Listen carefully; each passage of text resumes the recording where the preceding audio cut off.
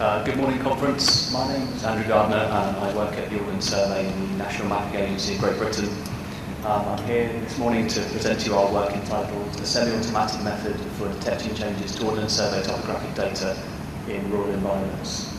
I'd like to acknowledge the other people that I've worked with on this project, Catherine Gladstone, who manages and runs the project, and also Dr. David Holland.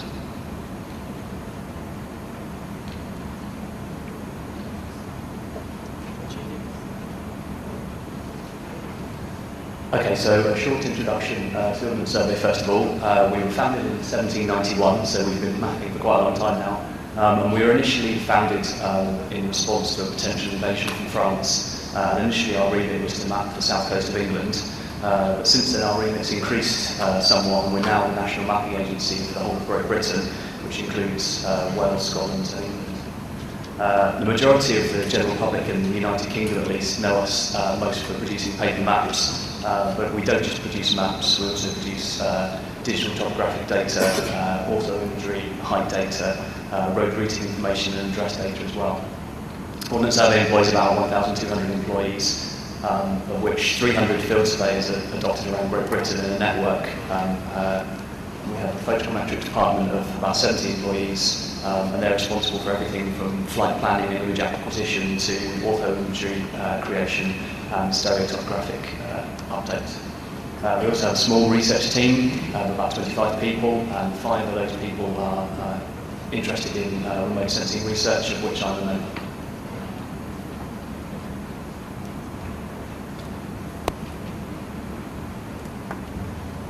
Okay, so the motivation for this particular project, updating the topographic database is understandably the main task of the National Mapping Agency, to which end we submit about 5,000 changes each day to the topographic database.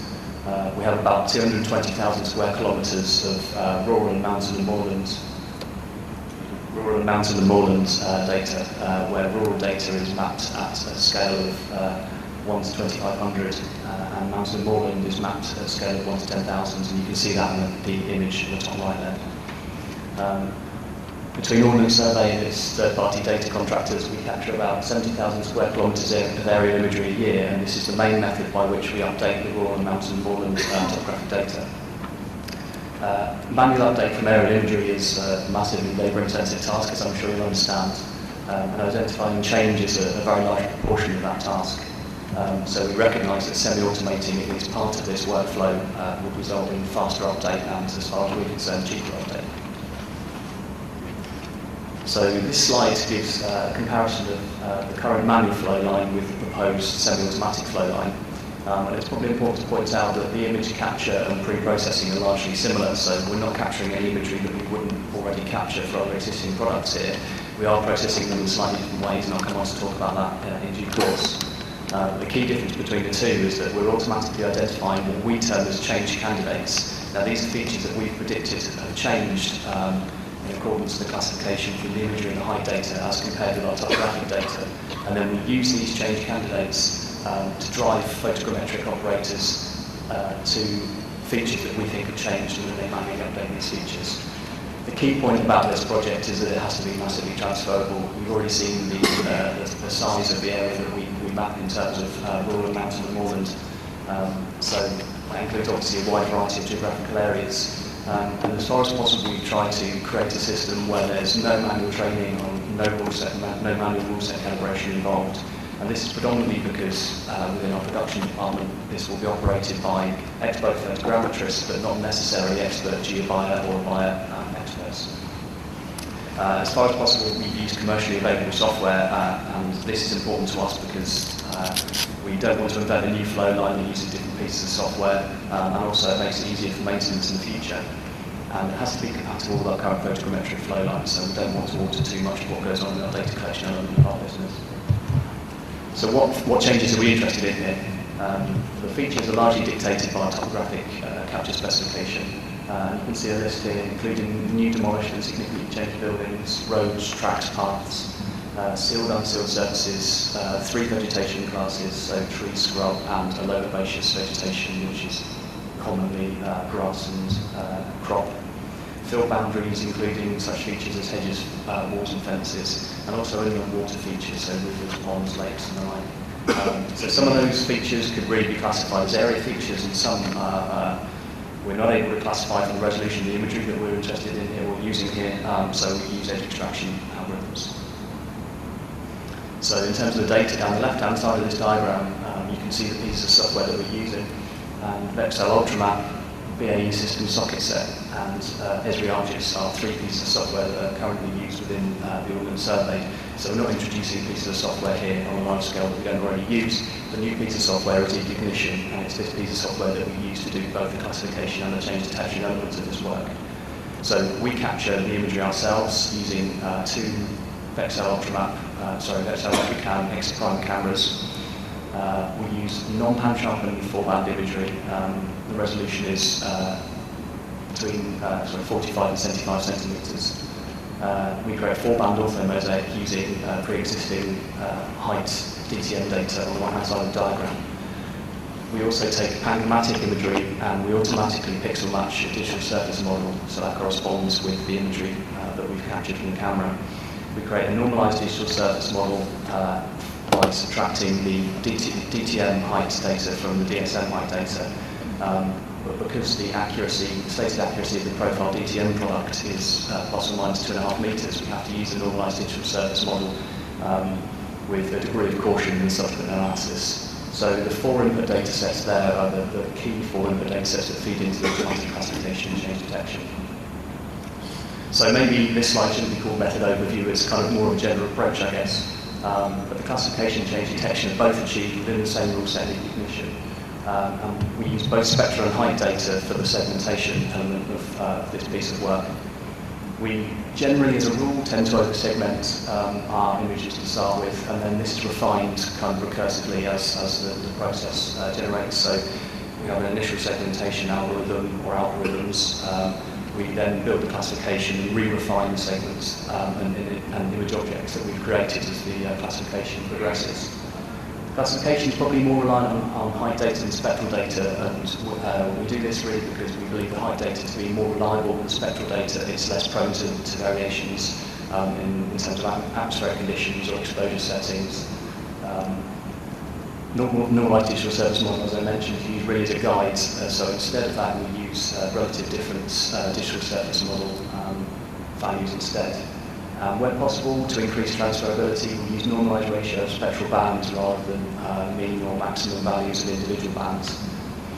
The change detection is rastered vector, as you might have ascertained by now, so that's the classification to pre-existing topographic data. So having mentioned the general approach, I'll move on to 3 slightly more specific examples of how we go about the change detection and classification procedure. So having mentioned that where possible we use normalized ratios, that's not always possible, and in fact it's not always applicable to do that kind of thing. So where we're not able to do this, we try and set thresholds from the image itself, and this example here is for setting thresholds for a shadow classification, which is a temporary class that we use to filter later on. So in the first image at the top, you can see the preliminary tree and building classification, and I stress at this point it's fairly preliminary. We then find dark segments, or relatively dark segments, which neighbour tall objects, namely the tree and building objects at that point. And we use those to produce shadow candidates. Now those temporary shadow candidates are used to calculate brightness thresholds for a more complete shadow class. So we use the corresponding parts of the imagery that relate to the shadow candidates to calculate quantile values to set thresholds for shadow classification. And this classification, as I mentioned, is then used as a temporary class to help filter incorrect change candidates. And before I move on to the next slide, I should mention that because we're using a 4-band ortho-mosaic, the illumination conditions within each frame understandably vary. So we use the seamline file that's created at the same point as the ortho-mosaic itself to constrain those spectral threshold calculations. So for some of the linear features that we're interested in looking at, particularly fences and walls, with the resolution of the data that we're looking at here, we're not often able to classify them directly, so we use edge detection techniques. And Ignition has candy edge algorithm built in, and this is automatically calculated within Ignition. We then filter these edges according to length and width to find significant edges, and those edges are then fed into multi-threshold segmentation, which are used to generate line segments within a map within the ignition workflow. And we classify these into low, medium and high significance. And then we subsequently filter these line segments, and they're classified by attributes such as context, shape and also spectral criteria, until we find the type of features that we're particularly interested in looking for. In terms of the change detection, we then intercept these classified features with topographic data to, for example, detect new linear features. So we have an awful lot of pre-existing topographic data, and it's reasonable in some cases to use that topographic data to at least part guide some of the classification or change detection. So an example of this would be the road edges from the existing topographic data used to guide the segmentation, and then those segments that we are initially classifying as road candidates but aren't the final classification for impermeable surface. These are usually initial candidates for ground surface classification, so we have objects that we can use to make comparisons for height, for example. In the case of water, we use existing topographic water data to calculate thresholds for water classification in much the same way that I previously explained for shadow. So we create a water classification to create initial candidates, and we run some very crude checks to make sure that it's likely to still be water, including brightness and NDVI to make sure that the water isn't overgrown or it's not changed in that colour class. And then we use that to further build our water classification.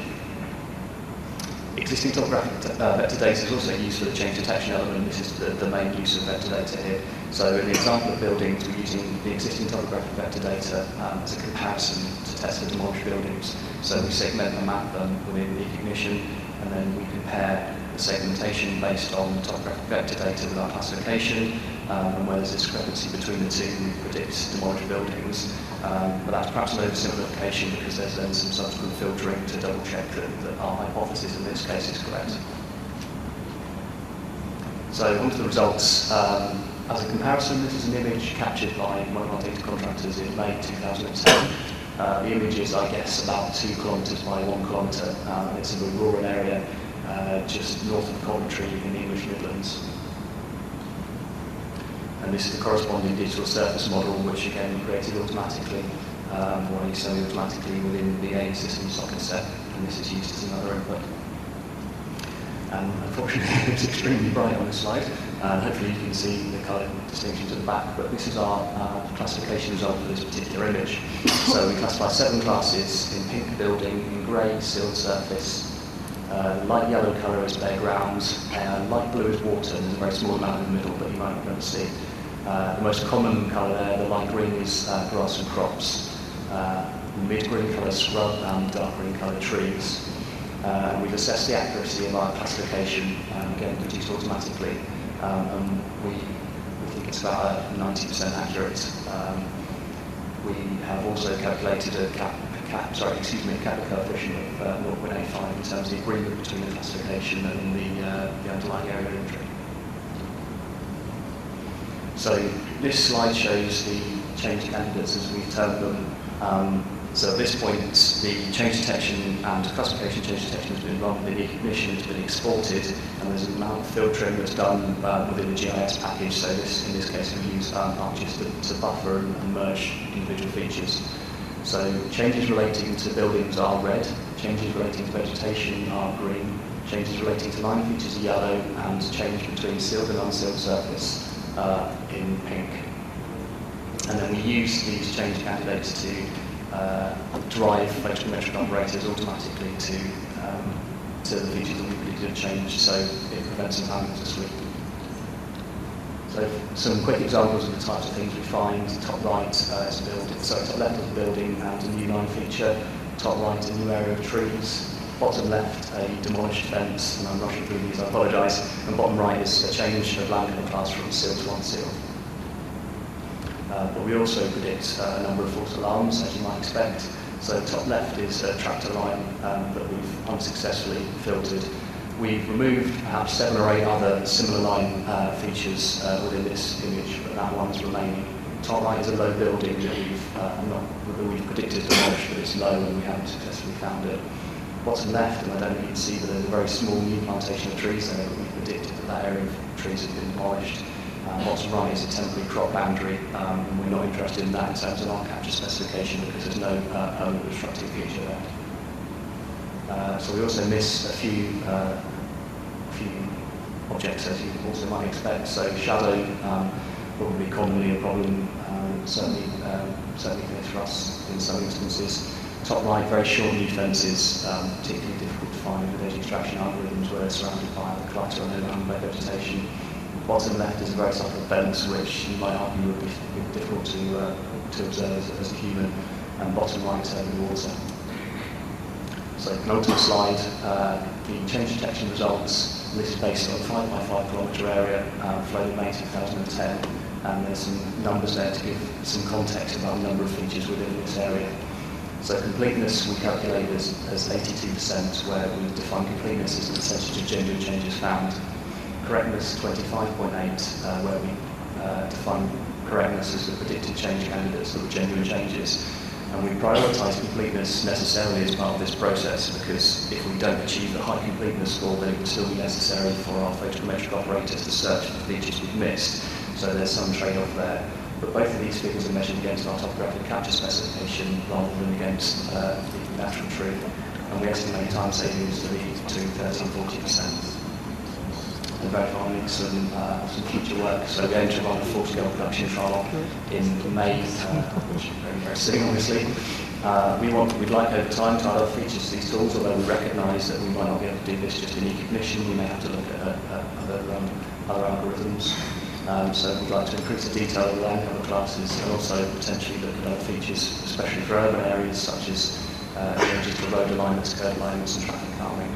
And we also want to use this classification, having worked hard to develop it, for other uses. So an input to a potential land cover product which is being investigated currently by our products department, and to use the classification to filter a digital surface model to a digital terrain model.